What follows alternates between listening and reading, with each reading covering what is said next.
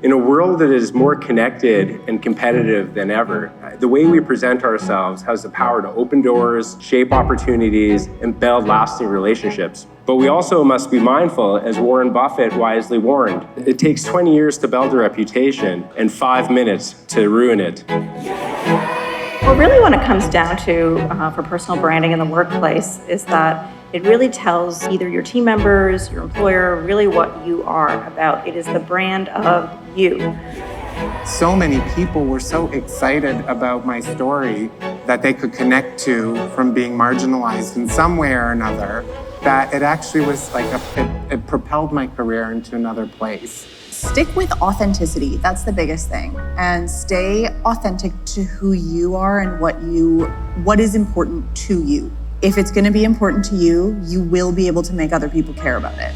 I had no idea, I owned a janitorial company, and here I am today, sitting here, and so it is powerful. And I would say LinkedIn is the catalyst for that over any other platform. Personal branding isn't just about visibility, but it's also about integrity, being ethical, and building a lasting legacy every single day.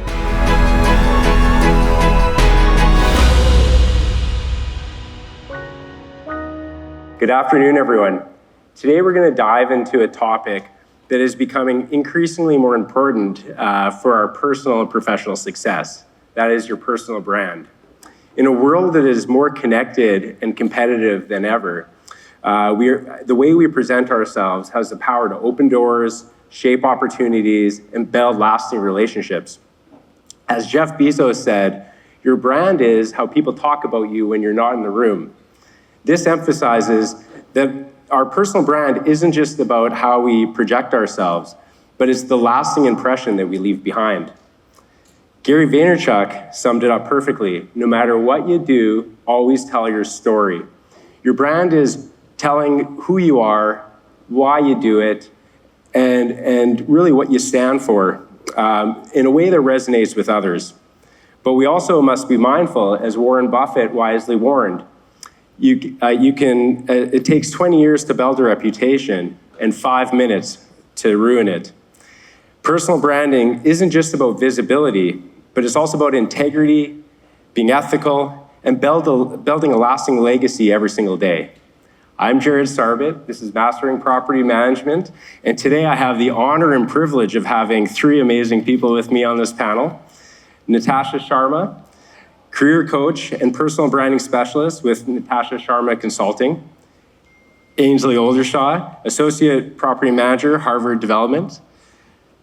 Steven Pacifico, executive director, Zero Carbon Building Accelerator Program, Toronto 2030 District. Thank you so much for joining me on the panel here. All right, well, let's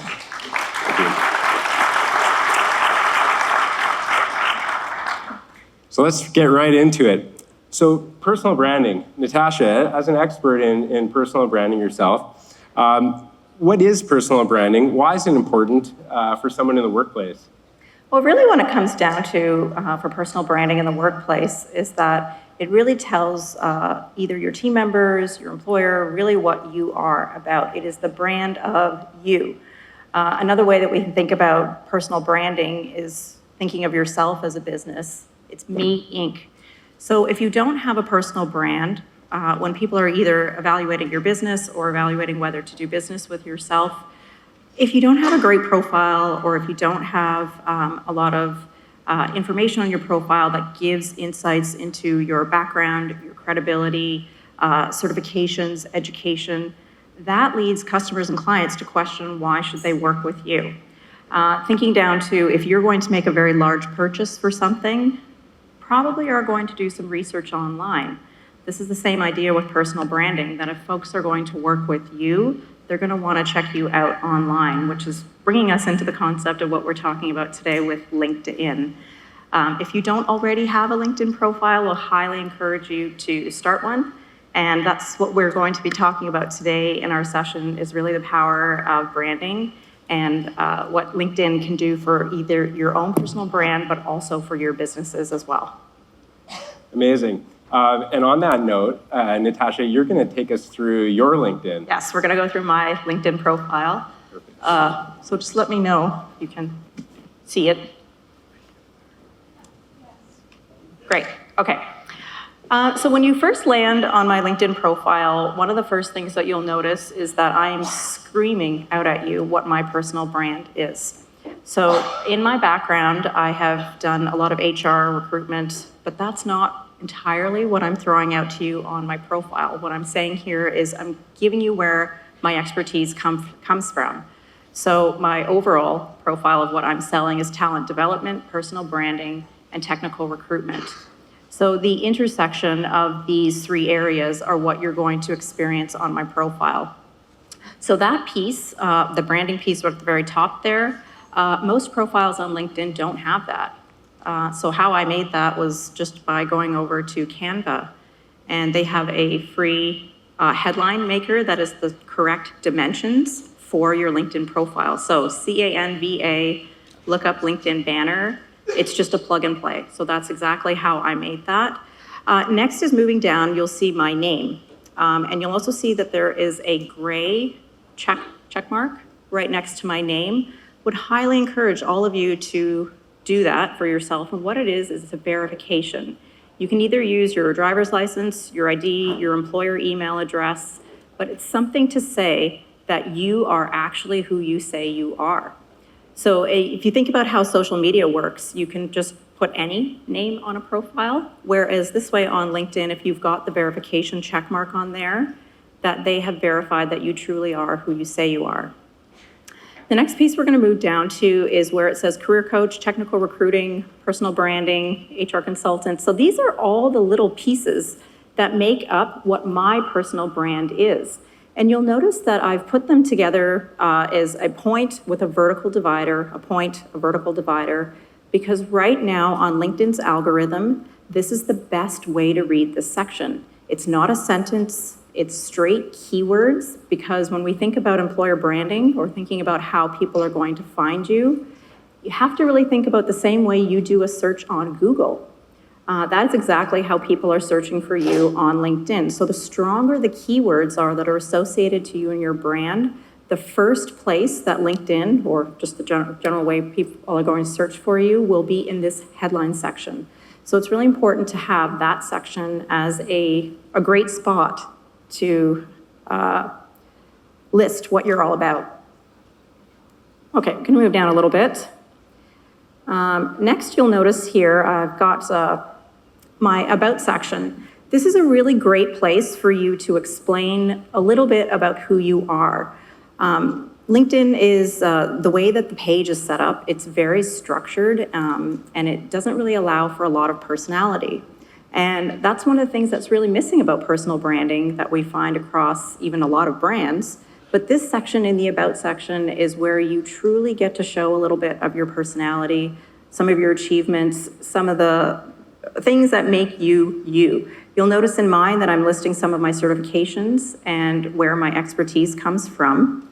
And I'm also doing at the very bottom there is a call to action where it says whether you're seeking guidance on career transitions, professional growth, or talent development strategies, I'm keen to support you. Let's connect and explore how we can collaborate together. So that is a marketing term, and that is called a call to action.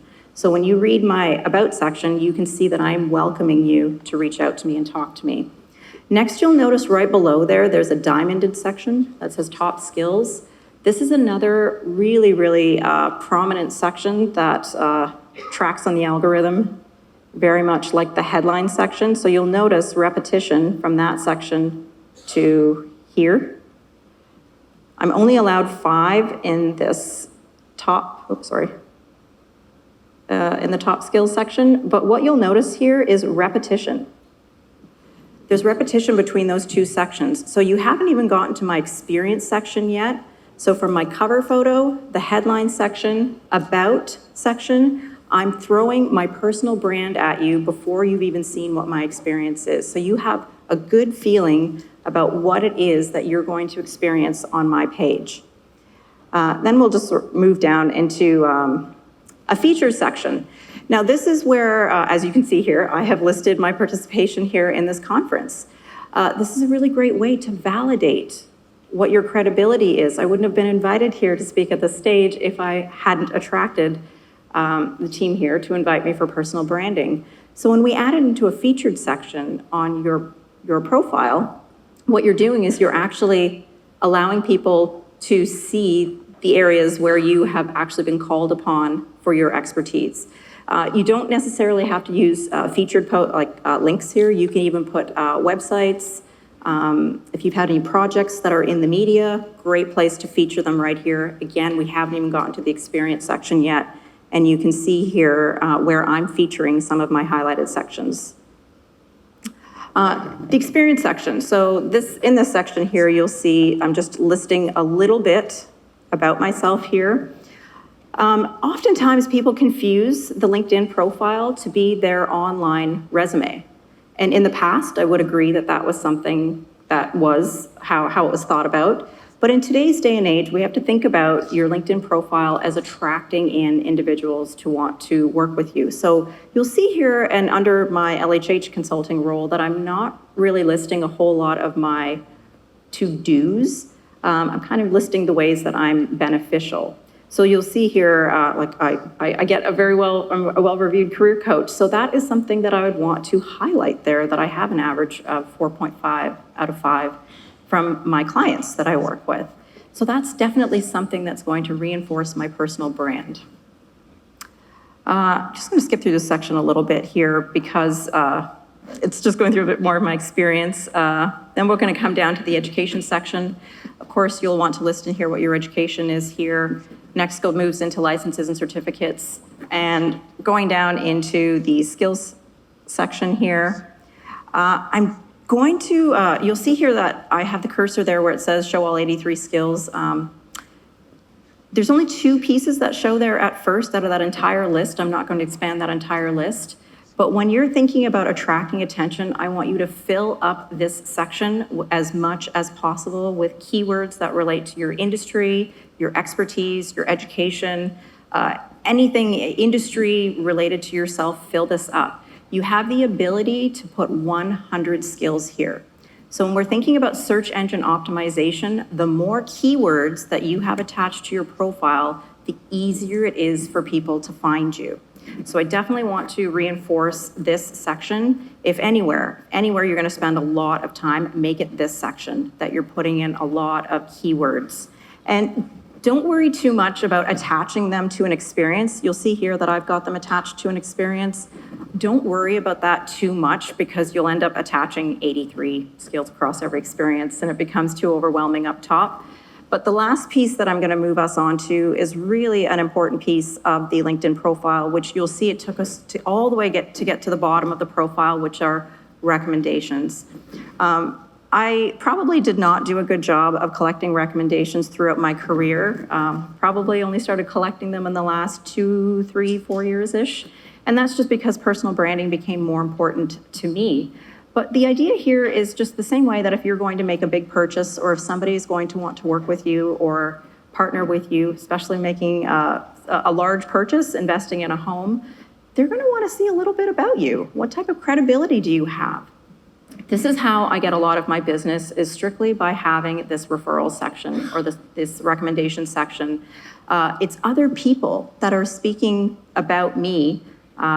It's not my influence. In fact, I have no say on what they put on here. I just can choose whether or not I show it on my profile or not. But typically individuals are asking me if they want me to write, or if they want me to have them write a recommendation. And that's probably because they had a good experience working with me. So these are your testimonials. This is where it's going to house you personally. So regardless, if you move from one company to the next, it doesn't matter. Your recommendations will always stay on your LinkedIn profile and they will carry you all the way throughout your career. So if there are folks in the room that are starting out in their careers, I would highly encourage you to start collecting and gathering recommendations. My one caveat I will say with this, no friends, no family. They legit have to come from people that can speak of their experience working with you. But that's a little bit of a walkthrough of what my LinkedIn profile looks like. Wow, that was incredible. Thank you very much. You just think LinkedIn is just a place you go and like things and stuff, but there's really an art to it. So thank you. That was very insightful. Let's go to Ainsley. What platforms do you like to use, and what are kind of the risk rewards to each one that you use? For sure. So when it comes to professional, or my professional life, I tend to stick with LinkedIn. I mean, in my personal life, yes, I've got the TikTok, the Instagram, all the fun stuff. We all go home at the end of the day and doom scroll or whatever we do. But I tend to keep those accounts pretty private. And what I do choose to share, I just try to keep, reasonable and consistent. That's the biggest thing for me, right? And that's across all of my platforms. So that's how I kind of manage the risks and the rewards of using social media as a platform to get who I am out in whatever marketplace I'm in. I'm pretty open on LinkedIn. That's probably the one I'm the least private on. But I'm maybe, I'm marketing myself and I'm building a personal brand that's different than what I maybe put on an Instagram account or on a TikTok or something like that. So, I also, my personal life is my personal life. I want to keep it private. And so I tend to separate those two a little bit, but I do also keep them very consistent and just stay authentic with everything I'm putting out there. Amazing. Thank you. Steven, how about yourself? Yeah, so I use all the platforms as well. Primarily for work, I use LinkedIn, but for my organization, I use the other platforms as well, like Twitter, Instagram, not TikTok yet. I haven't dabbled in TikTok, but I know I probably should. It's just I'm not there yet psychologically. It takes a minute. It takes a minute. I think I could really get into it. It's just I'm not ready for it yet. Yeah. And I'm already managing a lot of online content. And then like you, I separate kind of church and state. Like work is work, and LinkedIn. And then all my other socials that are personal I even use pseudonyms. Just because I don't want to conflate my kind of personal life and values with my work life and values. Yes. It can be a tricky territory to walk down. But I found for my career, LinkedIn has been the best. Amazing. Yeah. And what kind of influence do you find that your online presence on LinkedIn has? It's incredible. For me, I feel like I've had such an outstanding career. And I don't think I was actually intentionally building like a personal brand, but I was always values driven, especially because I'm in the field of sustainability and decarbonization, can be very altruistic. So I was talking to some of my friends in the lead up to this panel, and I was like, I don't even know if I have a good personal brand. And they're like, oh my God, you got an incredible brand. And I was like, but like, why? And so just because I bring kind of an authenticity to the work that I'm doing. And one of my friends was telling me last night, it's like, I know that I can trust you and trust the information you're talking about, and that you're always willing to collaborate. And that's a big part of my values in the marketplace and real estate. Yeah. That people come to me as a trusted source and a trusted collaborator. And that's through the messaging that you've given on LinkedIn, whether it's comments or posts or likes. Or what I'm featuring in my work, or responses to things that are happening in the policy environment or in the real estate world. Right. And it's been so successful. Sometimes I can't process the amount of requests that come in because of it. Because I put myself out there, but I'm very balanced in the way I pick my words very carefully, because sometimes you can say something that is misconstrued or not meant. So I'm really thoughtful about the responses that I put out there and understand the consequences of being making a critique. Yes. Okay. And how often do you post? That question's for really both of you, and Natasha, feel free to jump in, but how often do you post on LinkedIn? I can jump in on this, but I would say I'm definitely more of a reposter. You know, I'm not always super comfortable coming up with like an organic post myself. I don't necessarily know how to build content, or I'm not comfortable building content that I think people are going to be interested in. And so I see folks that share things and put things out that feel and resonate with me, and I just want to make sure that I'm sharing that. And so, you know, I may add my own comments to a repost or something like that, and that's generally the extent of my interaction with posting. You know, I will repost, I will add comments, likes, things like that, and I'll try to engage in conversation that way. Yes. But as I said, one of my personal weaknesses is maybe content creation, and that's where I know I need to get a little stronger for sure. Okay. How about yourself? I post frequently Yeah. online, and I'd say at least like, I don't know, 15, 20, 30 messages. It might not be my content, but I might be, one thing I really love to do is I like to magnify the good work of the people in my network. Especially when I think, you know, I know that maybe people may not have seen it and that it will be very helpful for the community, the real estate community.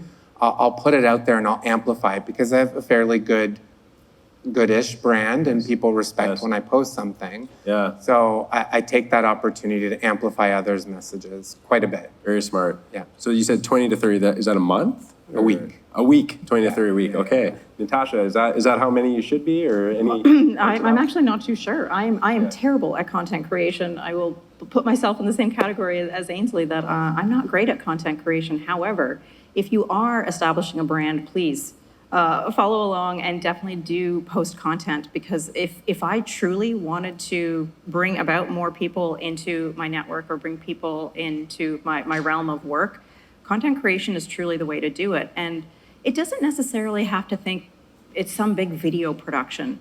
It could be just as Ainsley was pointing out, is reposting. And for those that don't know what reposting is, it's somebody that's already generated a post. You're going to repost it, but at the top, you're going to include your own thoughts. So in this case, Ainsley wouldn't have to do all of the writing of whatever that article is, but she can include what her feedback is about it to generate the conversation that's happening underneath the post. That's engagement. That's what you're really going for with your personal brand. And if you think about LinkedIn, it's not there right now, but for LinkedIn, the algorithm works that you have to be active once every 2 weeks. So whether that's an update to your profile, whether that's actually creating content, if you're creating, was it 30 pieces of content a week? Not fully creating, but like engaging. I'm Okay, engaging so with it at least, like posting at least. That is definitely the way to go about it, is to engage a lot online, because we know that networking, which is the whole point of what you're building your personal brand for, is to bring about more opportunities, to meet more people. Content creation is the way to do it, because that's the webs of the content going out into the world where more people can see it. And I'm sure you've noticed on LinkedIn that they have something called first, second, and third degree connections. So a first degree connection is somebody that you know directly. So if Jared and I are first degree connections and we're interacting with each other's posts, that means that any interaction that I have, his audience will see what I've posted, vice versa.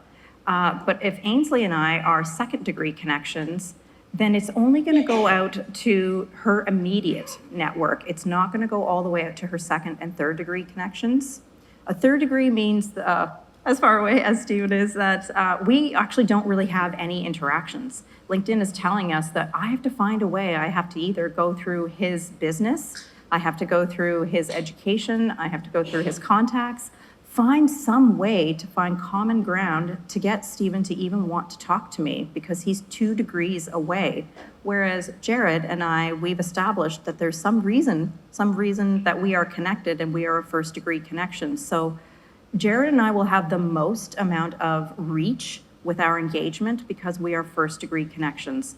The farthest would be third degree connections. So that's why it's really important to try to build out your profiles. And I will say to a minimum of 500 contacts. I know that sounds like a lot, but here's where I do want you to add your friends and family if you just need to get that number up to 500, because 500 is the number where your profile will perform the best on LinkedIn. Obviously anything over than that that will be the greatest.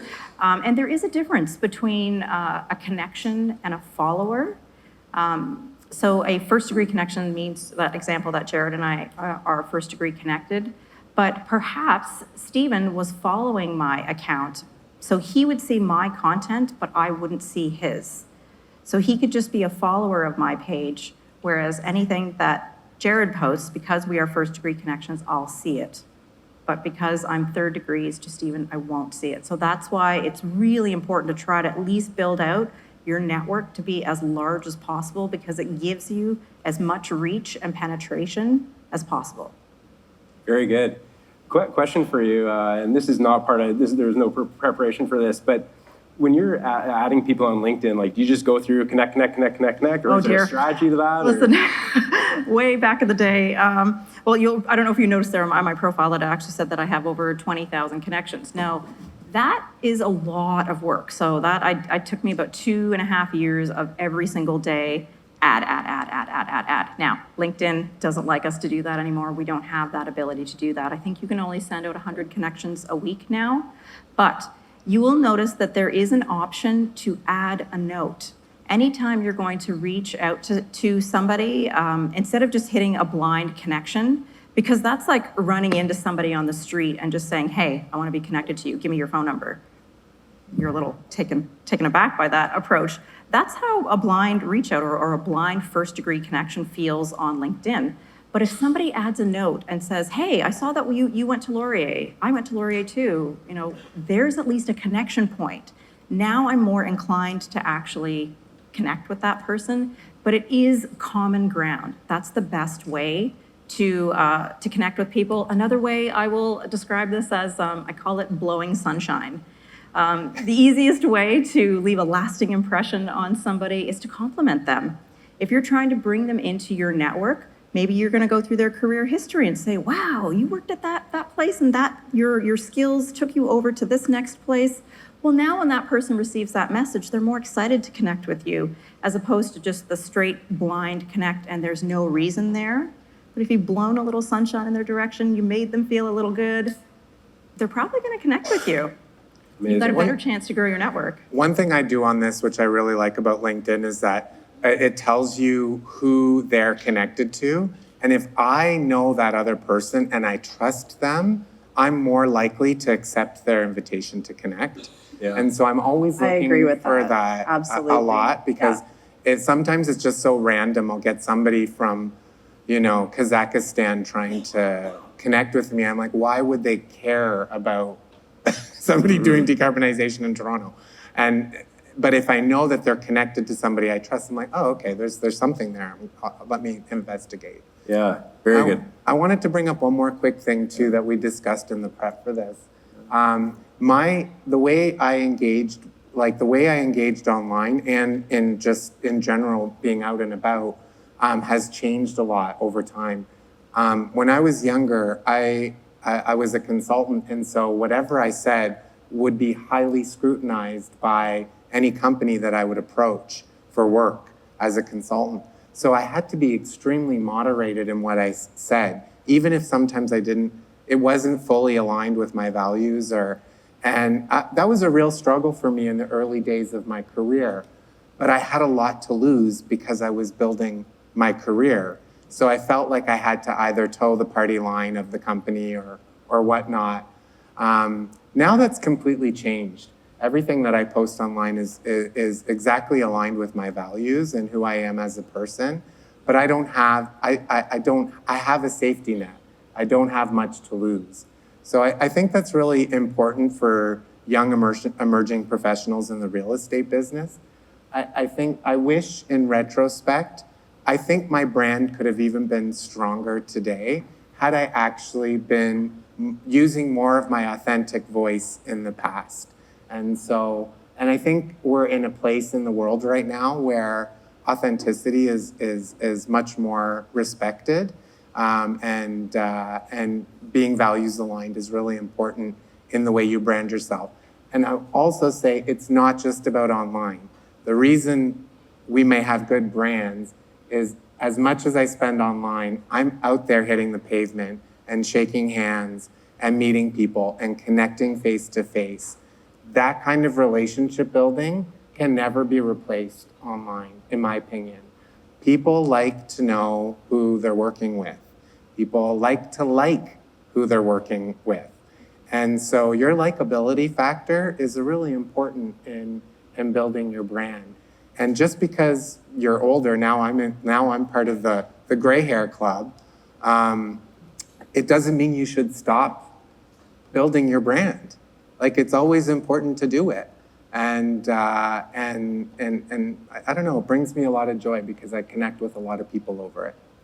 Amazing. Do you think that when people see your posts and everything you're doing online, do you think that they're getting the authentic Steven? Like, well, when they meet you, will they be surprised, or will they know? Like, is it? No, I think people know. They're like, yeah, this is Steven. This is who I'm dealing with. Yeah, and Ainsley, how about yourself? Like, you said you repost. Maybe you don't post a lot personally.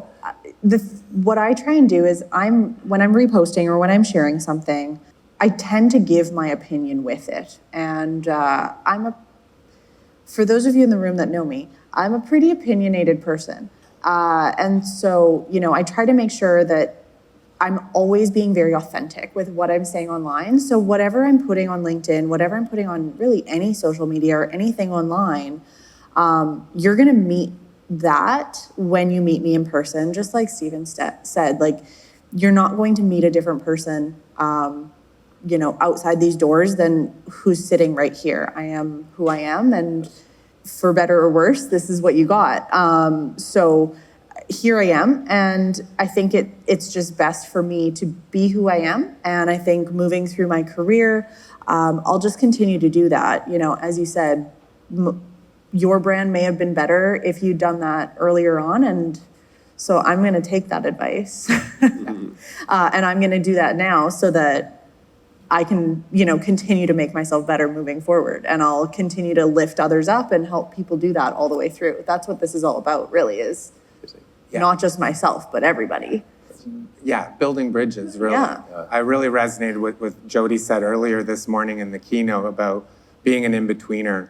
I feel like now I'm going to add that into my LinkedIn as kind of like part of my skill set, because I feel like I've been a bridge. And I've had these kind of experiences, like 5 years just on being authentic. 5 years ago, I was invited by BOMA and RealPAC, all of the real estate industries. They were doing an EDI panel, and they had no queer people. There's like nobody would sit on the panel. And so they asked me. And I was like, I don't know. I don't know if I want to be like a queer ambassador for commercial real estate. Like, it's never been part of my brand. And I really had to think about it because in the early past, like 20 years ago, it was actually an impediment. Like, I lost job opportunities and because of it. So there was a fear there as well. But then the authentic Steven kicked in and said, no, you're an in-betweener. You need to build bridges. EDI has become very important, and authenticity. You need to do this. And I did it. And I thought, okay, this could be really bad for my career, because basically every CEO of every real estate company was in the room. And I thought, this isn't going to be good for me at all. And then when I was sharing my story, they were like, well, when did you come out in real estate? And I'm like, well, I never really did come out in real estate. I never led with my sexuality at work, because it was never something that benefited me. And I'm like, so I guess this is it. And the whole room thought I was coming out at that moment, and stood up and gave me a round of applause. They're like, no. I'm like, I've been out for like 20 years now. Like, no. They're like, I'm not coming out right now. But in the end, it didn't end up being a detriment to my career. It actually, like, so many people were so excited about my story that they could connect to from being marginalized in some way or another, that it actually was like it propelled my career into another place. And so I think, like, being vulnerable and authentic in who you are, thoughtful, always lead with being thoughtful. I think it's really important. I think it's more important today. Yeah, wow. Powerful story. Yeah. That's incredible. Yeah. So you're not coming out in front I'm of not coming out here. No standing on. Okay, all right. We're all Perfect. And so Natasha, you were going to take us through one of the BOMEX Yes. staff, Jaden's profile. And we Jaden, will. we're going to put you on spot here wherever you are. We got 5 minutes, so we'll keep it limited. But you're going to go through and critique a little bit and tell us how she can improve it. Right. Okay, so just so everybody's aware, I have not seen this profile, so you are all experiencing my first real life reactions as well. We planned this on purpose, that I've never seen this profile. So Jane's profile, I can see that using a cover photo, as I mentioned before, if you go onto your own LinkedIn profiles, it's just a gray spot right there, and it's a huge piece of marketing that we're missing. Now, what I would say though is she's using a quote here, but it's an Albert Einstein quote. I might want to see something from her, because when we're talking about branding, I would want to see what her own quote might be. And now that she knows how to go onto Canva and actually create the banner herself, she can go ahead and do that. Now, next, moving down, I see she's got her verification there. So great, sure, her name, she truly is who she says she is. Next, project coordinator at BOMA Canada. So I do see that we could use, instead of at there, we could use that vertical divider there, so then we get 2 key pieces of information, because we know that's how, when people search on LinkedIn, because project coordinator at BOMA, this is reading as a sentence. And we know that this section has to be keyword optimized. So if it was project coordinator, vertical divider, BOMA Canada, there. That would read better, but there's so much more that Jaden has about her that could be put into this section here. Can also see that we're at 500 connections, so that means that her profile is actually performing well. I'm missing the diamonded top skills section here, so a huge missing opportunity from here. I'm gonna continue to move down. Okay, so experience section right here, project program coordinator at BOMA. If I was to come into Jaden's profile, let's say maybe I was a potential employer, I would be kind of scratching my head a little bit, because I don't actually know what a project program coordinator does at BOMA, and there's a lot of missing information here. So there's no skills attached, there's no information to tell me what she's doing in the role, so that's what I would add in here, is to give me some insight into what her role at BOMA is actually all about. Because you can see here, down into the next roles, she is attaching like campus tour guide. See how we have these diamonded skills here? So she has attached some skills here, but it's not in her primary role. And what we do know about LinkedIn is that your current employer, your current experience will always be what's listed, no, actually it should be listed up here. She probably just doesn't have it linked, but essentially where your current employer is, so your current experience right here, this is a really important, I guess, bucket to be in, because LinkedIn has to put you into some sort of a category. And the way that they do that is based on your last employer, or based on your last position here. So if BOMA, obviously it's in the real estate industry, but maybe she was volunteering, maybe she has a podcast, that would then throw her into the media bucket, as opposed to being in the real estate bucket, because it's the most recent example listed. So that's something to consider. Now, you do have the ability to change that. Another topic for another time, but you do have the ability to change your industry. Continue to go down on our profile here. Great, we've got experience listed. I like that I'm seeing education licenses and certificates also on there. Great that I can actually see an expiry date here. Volunteering is on there. So actually, this is a pretty good profile. More opportunity to build out on the skills section here, because at the moment, because you see here, even though Jaden has 40 skills listed, LinkedIn only allows you to show your top 2. So what I would want to see, or what Jaden is telling me right now, is that her number 1 skill is public speaking. I don't know if that's actually her number 1 skill, but on her profile, that's what it's telling me. Her second skill is data analysis, and I don't know if that's actually what she's doing. So when I think about the role of program project coordinator, and I see the 2 top skills of public speaking and data analysis, I have to say that I'm scratching my head a little bit, because I'm struggling to bring all of this together. But if I were to expand her skills, I'm sure I would find a lot more in there. But again, we have to think about the way that LinkedIn is set up, where it's only going to show your top 2 skills. There is a reorder section. Again, we can talk about that another time, but just going to finish going through her profile here. Oh, I love it. She's also listing languages. This is something that's really great when we're thinking about inclusivity, and also how far your reach can go is if you have alternate language skills, put them out there. So that way other people that are considering maybe working with or finding somebody to work with in your field, if they feel more comfortable with a native speaker, at least you're selling it here. And then the last piece I would just say is there's no recommendations on here. So it's overall a pretty decent profile, just lots of room for improvement in terms of keyword optimization. Very good. Thank you. Ainsley, what advice would you give someone who's establishing, in the industry and trying to build their personal brand?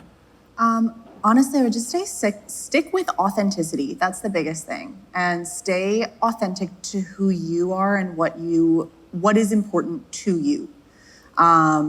If it's going to be important to you, you will be able to make other people care about it.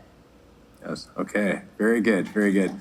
And then you've kind of already answered this, but Steven, you really touched on this a lot. But you know what? I'm going to skip this question. Ainsley, I'm going to ask you another one. How can you engage senior members of your team to help build your personal brand? It's really interesting, but sometimes it's like taking a new skill to a senior member and showing them something cool. I was teaching people in our office back home how to add your contact to your iPhone and then tap your iPhone on someone else's iPhone to share it, so that you don't necessarily have to carry like business cards around with you all the time. And the individual I was showing this, he was like, "This is the coolest thing I've ever seen." I'm like, "Yeah, it's just like I carry 2 phones around with me, so I'm constantly like sharing my own contact with myself." And it's annoying, but he'd never seen it before. I'm like, "Come on, man, you're a marketing guy, get it together." But it's sometimes like showing someone something helps build some credibility. And then when you go and ask questions or ask for help or ask for a little bit of just trust in doing something next, they are often pretty willing to help you out. Amazing. Awesome. And Steven, kind of the opposite question, what do you do to help younger people, build their brand? Yeah, this is really important to me. I think it's really important to pay it forward to the next generations in our business. I always had great mentors. I still have mentors, because you get these things come up in your life, and you need help with someone that has more experience than I do to navigate it. So I really believe in mentorship. I really believe in bringing up the next generations and passing the torch. It's always been a big piece of my career to mentor the next generation, and not only help them build those skills so that they can populate their LinkedIn or amplify their messages. I think in real estate too, it's very insular. I think some of the best hires I made into real estate were I hired a NASA scientist once, and she was incredible. And now she's a senior leader in Oxford. She was an unknown quantity. Nobody would have taken a chance on her. I think she was she won the BOMA Emerging Leader Award. I think it's really important that those of us that have experience, that we take the time out of our schedule to pay it forward and mentor the next generation, because that's our legacy. That's our real legacy. The work that I'm doing and the work that we do, the assets we work on are 50, 100-year-old assets. And my work is intergenerational. So if I'm not playing that role as mentor, we'll lose a lot of really, really great knowledge. And I think it'll just make our business better. So I really encourage everybody to take that time and connect with people and be a great mentor. It's given me a lot of value in my career. And actually, not only that, these young mentors, that NASA scientist, she taught me all this digital AI tech stuff that I didn't know. I called it reverse mentorship, where I'm learning skill sets from the next generation that I'm not as interested or excited about.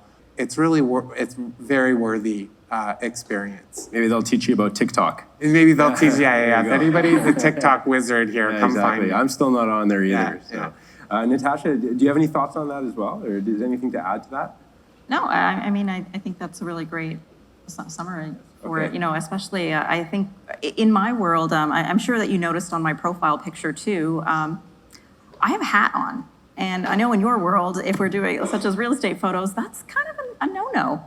But what I do find is that by me having a profile photo that feels a little bit more accessible, I actually stretch across the masses. So I'm able to reach, just as last week, I gave a presentation to the Queen's University business students on personal branding as well. So I can reach down to a lower level, but I can also speak to a more senior level, because when you go through my actual career experience, you will one, see that I am not that young. And that, you know, my career has built all the way through the years of HR recruitment. So I've been analyzing people's resumes and LinkedIn profiles for the better part of 15, 20 years now. So I know when I'm attracted to a profile, I know when there's keywords on there that are aligning to what I'm looking for, because I'm trained to look for that. So the better that your profile is speaking to who you're trying to bring in, the better. So I know the question was asked here, especially for some of our older folks that don't really want to get into using LinkedIn. What I will encourage, and just to sort of echo off of Steven's sentiments here, is that this is truly what is going to set you apart. Why should somebody want to work with you? And it's your experience. That is the reason that somebody is going to either invest more in you as opposed to somebody who is just getting into the field. Some people would prefer to work with the more credible senior person. In a hiring scenario, let's say, in a coordinator, I could maybe accept some mistakes. But at a director level, I should not be seeing mistakes at that level. So if I wanted to make sure the work that I was doing, if there's a particular project that I have zero room for error, or I don't have the budget for error, and I don't have time, I actually have to lean more towards the senior experienced individual in this case. So that is why I would highly encourage you, if you have not built out your LinkedIn profile, to really spend some time doing that. Very good. And I can speak, you know, firsthand about personal branding. I started this podcast in November. I had no idea, you know, I owned a janitorial company. And here I am today, you know, sitting here. And so it is powerful. And I would say LinkedIn is the catalyst for that over any other platform. So yeah, it's an incredible place to spend your time, that's for sure. Any other points before we get into questions? Anything you want to add, Ainsley, or?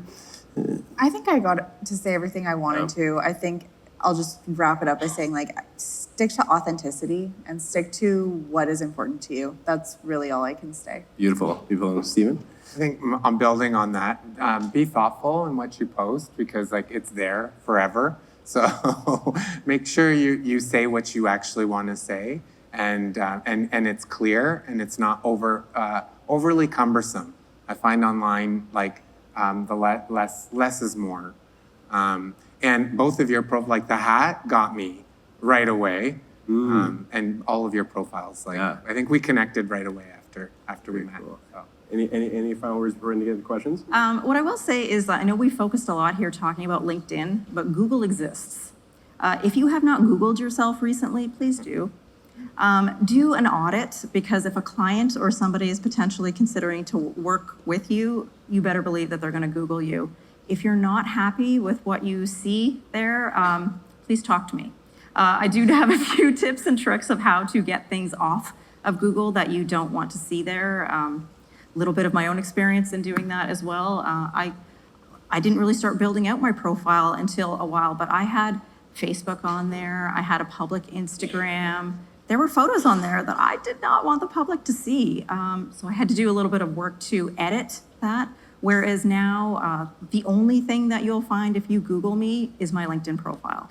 I have absolutely no other contacts. I think maybe some certifications you'll be able to Google me for, but that is now if anybody is considering to work with me, yourself is included, you are not going to find those embarrassing photos from 20 years ago from Facebook. tracking on Google. It is a little bit tough, especially things like photos, but please do reach out to me. If you have stuff that you want to get off of Google, I can probably help you. Very good. I imagine you have politicians lining up. I don't. You'd be No? surprised. Okay, well, you're a politician in the room. Yeah, we'll talk to Natasha. One thing too, and Jared, you might be able to agree with this, but like in real estate, your relationship, your brand is everything. The business is very relational. So, if there's one reason that this should be important to you, it's that our whole business is built off of relationships. So, and that's built off of your brand. Awesome. Thank you all. All right, so some questions here. I'm just going to refresh the app. All right, here we go. Okay, I see some up here. Okay, here we go. So this one's to you, Natasha. So some of the major accomplishment, career highlights, noteworthy, is this a question? Okay, yes it is, okay. Noteworthy accomplishments are many years old. I have been in the industry for 30 years. How do I include that info without sounding as a has-been? Well, like I was saying, is just lean into your experience, because that is what separates you. That is your brand. We can't try to hide you as a young person. So lean into your experience. That is actually what some folks will be reaching out to you for. So use all those separate areas on the LinkedIn profile that will lean into your experience. So I wouldn't say that that's actually a bad thing to have information or have anything that is 30 plus years old. That I actually think for myself personally, when we're talking about authenticity, 30 years of experience, pretty authentic to me. Awesome. How much weight are recruiters placing on social profiles? That's for any of you, really. I could take this one, just being in the recruitment world. Absolutely, it's 110%. If you are ever considering to change jobs and roles, you have to have a resume first. We did not talk about resume at all today, but 100% recruiters are going to check your resume first. The very next thing they're going to check will be your LinkedIn profile. So it's almost an expectation in today's day and age that you have both. So make sure they're both really sharp. Okay, very good. How would you advise folks to build your personal branding in their workplace, and what generating connections with new colleagues in a large corporation? I know from my experience, I always seek out the people that I think are doing interesting work, meaningful work, and work that might help amplify my work in the company. I find them and establish a relationship with them, and then build off of those relationships. And I think it's just like be fearless and introduce yourself. And it's like, I'm really interested in what you're working on. Can we have a coffee? Can we do something? And I think that way you'll build your network internally. And also that can be done online through LinkedIn as well. Well said. Ainsley, do you? You know what, I have to kind of mirror what Steven said, just, especially if it's an internal connection, it's often easy to start those conversations if it's a colleague. So just start the conversation, right? Go say hello. Even if they're not in the same office or branch as you, start that conversation, send an email, send a Teams message, and just Amazing. Just get that going. Get out there. Excellent. Well, thank you so much. I'd be remiss. My son said, always says, don't forget to like and subscribe on our podcast. So Mastering Property Management. You can find us on YouTube, but add us all on LinkedIn as well. We'd love to connect with all of you. And thank you so much for joining the podcast.